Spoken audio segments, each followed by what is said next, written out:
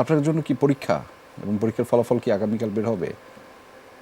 কেন বললাম পরীক্ষা না, না এখন আর পরীক্ষা নাই। কেন আমি বললাম এই কারণে যে আপনার কাজটার মধ্যে যত্ন থাকে, একটা ব্যাপার থাকে যে আমি কাজটা করতেছি করার জন্য না, টাকার জন্যও না, আবার ফেম হওয়ার জন্যও না। এই কাজগুলো যখন বাদ দিয়ে একজন মনোযোগ দিয়ে কাজটা করে, ওইটা না টের পাওয়া যায়, বোঝা যায় যে আচ্ছা আপনি না ব্যাপারটাতে যত্ন করতেছেন। আমরা তো সবাই টাকার জন্য কাজ করি, আজকেও আমি এখানে, সবাই একই ব্যাপার স্যাপার, কিন্তু এটার মধ্যে একটা যত্নের ব্যাপার থাকে। আমি কি ভুল? না না, টাকাটাও ইম্পর্টেন্ট, টাকার জন্য কাজ না, করি। আচ্ছা আচ্ছা আচ্ছা অবশ্যই, একদমই। কিন্তু আচ্ছা। হ্যাঁ, যত্ন বা ভালোবাসাটাও গুরুত্বপূর্ণ, এটাই সবচেয়ে বেশি।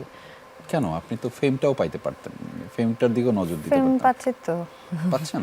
একটু একটু করে মানুষজন তো প্রশংসা করছে, ভালো লাগছে। কি করছে, কি বলছে মানুষ?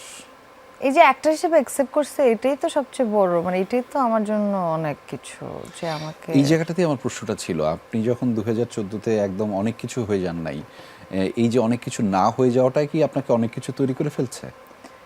অনেক কিছু হই নাই এখনো। আমি জাস্ট আমার কাজটা ভালোবাসি, ওটাই করতেছি, দ্যাটস ইট।